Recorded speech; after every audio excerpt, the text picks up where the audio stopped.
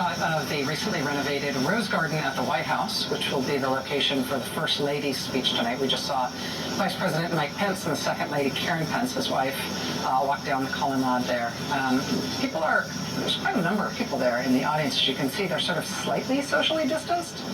There's not 6 feet between those chairs. But that's what they're doing. The president there. A bit of a dance right there. That can be a little dicey sometimes. I'll be there in person to watch the First Lady give her remarks this evening. I see no masks among, some masks in the back there among people at the event, but mostly maskless, and again, slightly socially distanced, but they are outdoors.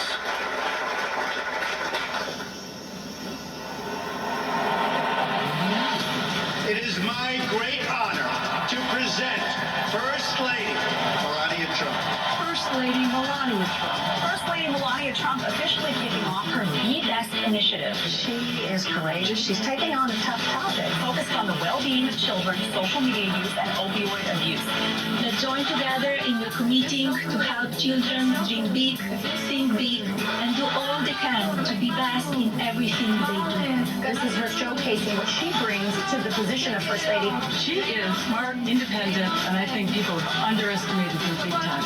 The First Lady was amazing. She was gracious, empathetic, and showed true compassion. First Lady Melania Trump stepping out onto the world stage. The Be-Based campaign is now going international. She has the advantage of speaking several languages. She can be a diplomat for our country. The sun was shining. She was greeted by children. This, of course, is her continuing to work on her Be Best campaign by shining a spotlight on successful programs that teach children tools and skills. She represents our country with enormous warmth and elegance and grace.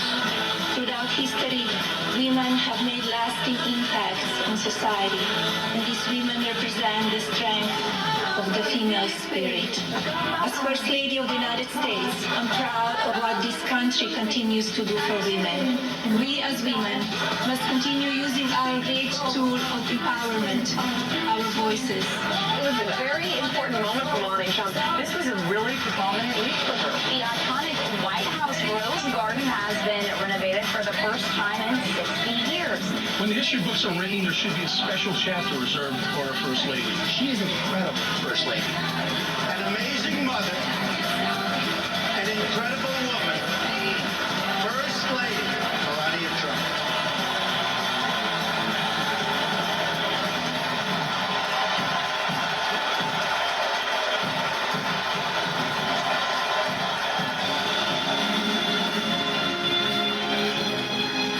Ladies and gentlemen, please welcome the First Lady of the United States, Mrs. Melania Trump.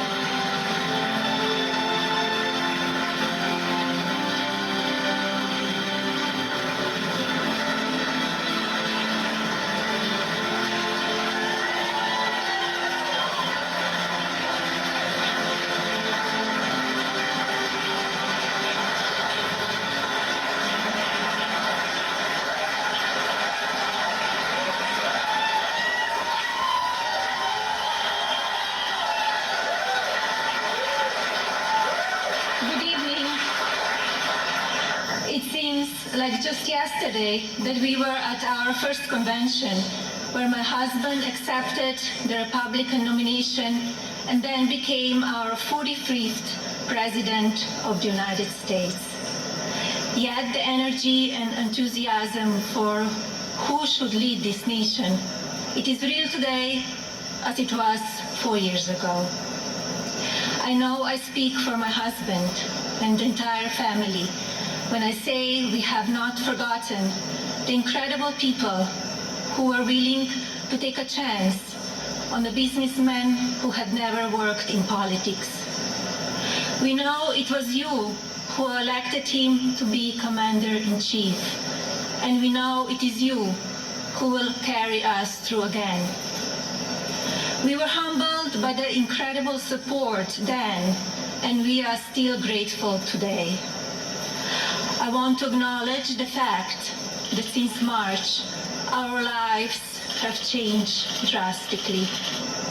The invisible enemy, COVID-19, swept across our beautiful country and impacted all of us. My deepest sympathy goes out to everyone who has lost a loved one, and my prayers are with those who are ill or suffering. I know many people are anxious and some feel helpless. I want you to know you're not alone. My husband's administration will not stop fighting until there is an effective treatment or vaccine available to everyone. Donald will not rest until he has done all he can to take care of everyone impacted by this terrible pandemic.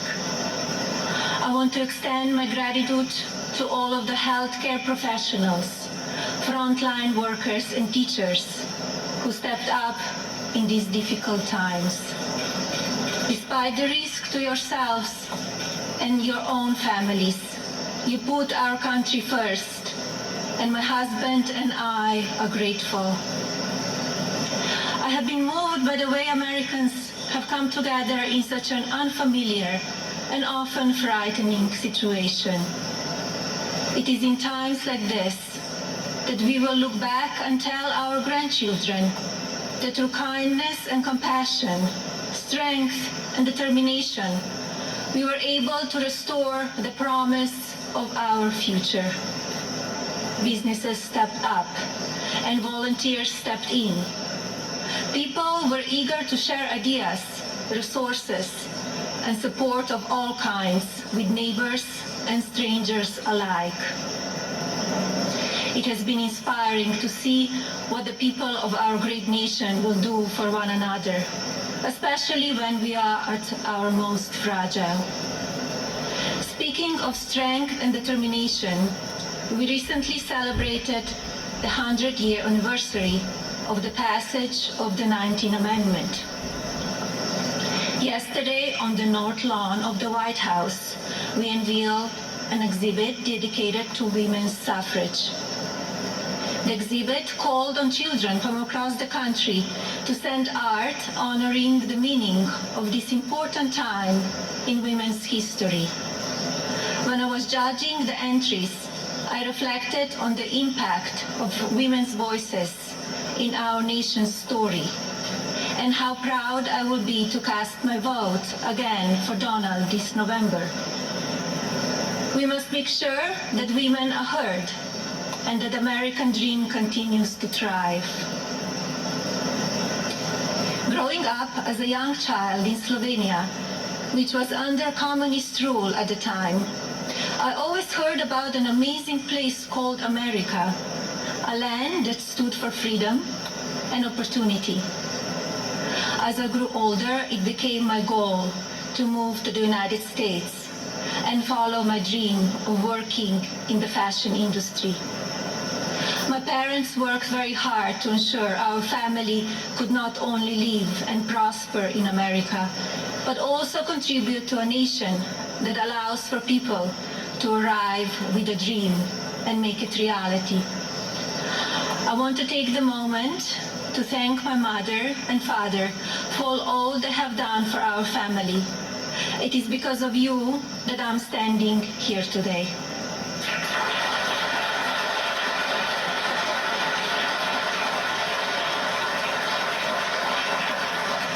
I arrived in the United States when I was 26 years old.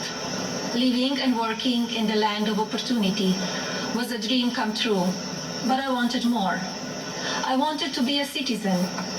After 10 years of paperwork and patience, I studied for the test in 2006 and became an American citizen.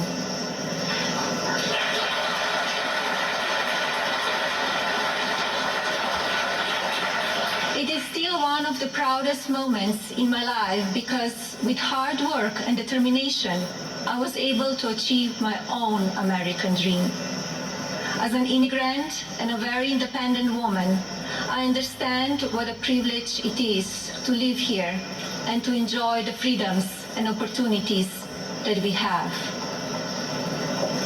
As First Lady, I have been fortunate to see the American dream come true over and over again. I have met many inspiring women, children, parents, and families who have overcome life-changing issues that include addiction, homelessness, family members who are ill or have passed away, abuse of all kinds, and many other challenges that would make most people give up. The past 3.5 years have been unforgettable. There are no words to describe how honored, humbled, and fortunate I am to serve our nation as your First Lady. After many of the experiences I've had, I don't know if I can fully explain how many people I take home with me in my heart each day. From brave soldiers who give up so much so that we can be free, to children of all circumstances who I have met around the world. Thank you for inspiring me. It is my greatest honor to serve you. When I speak to members of the military, despite sacrificing time with their families, experience the fear of war or suffering loss, they have no regrets about serving our country. The same goes for their families and the families of first responders who often watch their loved ones walk out the door, not sure if or when they will come home. When I speak to families who have lost someone, the pain mixed with pride I hear in their voices is something I think about often. So thank you to all who serve our country in the military and as first responders. And thank you to the families who wait for them. You are all heroes in your own right. I have also been moved by the many children and families I've spent time with at hospitals, schools, and other locations around the world. Children who are dealing with pain or illness that would break even the strongest adult. Parents who are grateful to wake up every day and see that their child is still alive. These families are a testament to what faith and medicine, strength and science can do. On my first international trip as First Lady, my husband and I visited places of great significance to the three major religions: Islam, Christianity, and Judaism. One special memory from that trip is of a young boy I had privilege of visiting while at Bambino Gesù Hospital in Rome, Italy. While there, I read the little boy a story and learned that he and his family had been waiting for a heart for a very long time, and he had a grim prognosis. His situation brought my staff and me to tears, and we spoke of a little else as we flew to Belgium for the next part of our trip. Upon landing just a few hours later, we learned that a heart had been donated and would be going to the little one. I think about him often, along with so many amazing and strong young patients across our own country. More profound and sadly unavoidable examples of our country's strength and character have occurred in the communities that have been impacted by natural disasters. Hurricanes, tornadoes, and flooding may show the ugly side of Mother Nature, but in their aftermath, they can show us a beautiful side of humanity. My husband and I have visited many places that have been affected by natural disaster, and we are deeply moved by the strength of the people who have lost everything and the kindness of neighbors and communities. The common thread in all of these challenging situations is the unwavering resolve to help one another. I recognize the stories I just told about people who survive extraordinary circumstances. But Donald and I are also inspired by the millions of Americans who wake up each day with a simple yet courageous goal of providing for their families and keeping them safe. You are the backbone of this country. You are the people who continue to make the United States of America what it is, and who have the incredible responsibility of preparing our future generations to leave everything even better than they found it. Just as you are fighting for your families, my husband, our family, and the people in this administration are here fighting for you. No matter the amount of negative or false media headlines or attacks from the other side, Donald Trump has not and will not lose focus on you. He loves this country, and he knows how to get things done. As you have learned over the past 5 years, he's not a traditional politician. He doesn't just speak words. He demands action, and he gets results. The future of our country has always been very important to him, and it is something that I have always admired. In fact, it is to help ensure a better future for our next generation that I launched Be Best, my initiative to help children achieve their fullest potential. Be Best has one simple goal: teaching youth about the importance of their well-being, both mentally and physically. This also includes understanding online safety and the dangers of opioid and drug abuse. Through Be Best, my office and I have been able to highlight people, programs, and organizations that are doing extraordinary things in our country and around the world. I continue to believe that by shining a light on these positive examples, others across the country and globe will become inspired to do their part for our next generation. Helping children is not a political goal. It is our moral imperative. When I think back to a defining moment of Be Best, my mind goes to a trip I took to Africa. On that vast and beautiful continent, I was able to visit the countries of Ghana, Malawi, Kenya, and Egypt. One of those visits in particular had a profound impact on me. Ghana, on the coast of West Africa, was the first stop on my trip, and I experienced firsthand its warm people and their traditions. While there, I visited the Cape Coast Castle and learned more about the beginning of a cruel and often deadly journey in the era of the slave trade.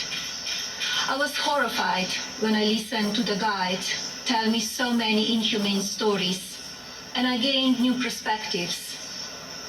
This time in our history, we must never forget, so that we can ensure that it never happens again.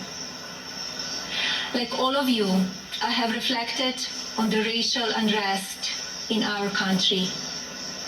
It is a harsh reality that we are not proud of parts of our history. I encourage people to focus on our future while still learning from our past. We must remember that today we are all one community comprised of many races, religions, and ethnicities. Our diverse and storied history is what makes our country strong, and yet we still have so much to learn from one another. With that in mind, I like to call on the citizens of this country to take a moment, pause, and look at things from all perspectives. I urge people to come together in a civil manner so we can work and live up to our standard American ideals. I also ask people to stop the violence and looting being done in the name of justice, and never make assumptions based on the color of a person's skin. Instead of tearing things down, let's reflect on our mistakes, be proud of our evolution, and look to our way forward. Every day, let us remember that we are one nation under God, and we need to cherish one another. My husband's administration has worked to try and effect change when it comes to issues around race and religion in this country. He's the first president to address a special session of the United Nations General Assembly to call upon countries across the world to end religious persecution and honor the right of every person to worship as they choose. He has made substantial investments in our historically black colleges and universities. This president also continues to fight for school choice, giving parents more options to help their children flourish. My husband knows how to make a real change. From the day that I met him, he has only wanted to make this country the best it can be.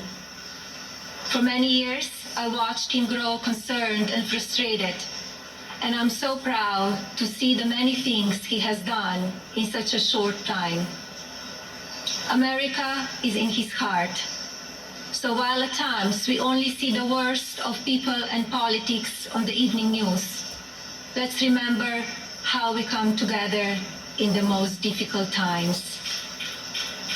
And while debate rages on about issues of race, let's focus on the strides we have made and work together for a better tomorrow for everyone. Our administration has also devoted historic resources and produced life-saving results by raising awareness around opioid addiction and drug abuse, especially for children. When so often the headlines are filled with gossip, I want to take this moment to encourage the media to focus even more on the nation's drug crisis. This disease is one that affects everybody. It pays no attention to race, age, or socioeconomic status. Addiction has touched every part of our society in some way. And now, more than ever, we have programs and medicine to combat it. We just need to talk about it openly. And you, the media, have the platforms to make that happen. To the media industry and as a country, I ask that we all commit to helping in our fights against drug addiction by talking about it even more. Especially as we battle the COVID pandemic, we need to remember that suicides are on the rise as people who are struggling with loneliness and addiction feel they have nowhere to turn. Parents, please talk to your children. Teachers and caregivers, pay attention to signs of addiction. Lawmakers, pass legislation that allows those who ask for help to do so safely and without fear, and to provide resources for organizations that help people impacted by addiction. When the stigma is removed, people will no longer be ashamed to ask for help, and lives will be saved. And if you're struggling with addiction, there is no shame in your illness. Please seek help. You're worth it. In my next 4 years as First Lady, I will continue to build upon Be Best and work with individual states to pass legislation to take care of our most vulnerable. I plan to continue the work I have started with children in foster care, as well as the minority communities and tribal nations. I want to ensure children are being protected and communities have the resources needed to combat drug addiction and child neglect or abuse. Like my husband and the administration, I will continue to encourage education that supports a child's individual needs. It is vital that children are given the building blocks to succeed. I also look forward to continue my work to restore the People's House, which is a lasting symbol of pride for our nation. I believe this iconic home needs to be cared for and preserved so it can be enjoyed by the people of this country and visitors from around the world for years to come. I'm passionate about this beautiful house, the grounds, and all they represent. And now I have a special message for the mothers of this country. This modern world is moving so fast, and our children face challenges that seem to change every few months. Just like me, I know many of you watch how mean and manipulative social media can be. And just like me, I'm sure many of you are looking for answers how to talk to your children about the downside of technology and their relationships with their peers. Like every parent in this country, I feel there are so many lessons to teach our son and responsibilities as his mother, but there are just not enough hours in the day to do it all. I remind myself that I'm more fortunate than most and still have days that I look for wisdom and strength to do the very best I can for him. To mothers and parents everywhere, you are warriors. In my husband, you have a president who will not stop fighting for you and your families. I see how hard he works each day and night, and despite the unprecedented attacks from the media and opposition, he will not give up. In fact, if you tell him he cannot be done, he just works harder.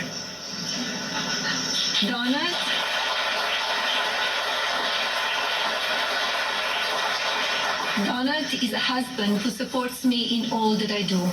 He has built an administration with an unprecedented number of women in leadership roles and has fostered an environment where the American people are always the priority. He welcomes different points of view and encourages thinking outside of the box. I know I speak for my husband and the family when I say we are so grateful that you have trusted him to be your president, and we will be honored to serve this incredible country for 4 more years.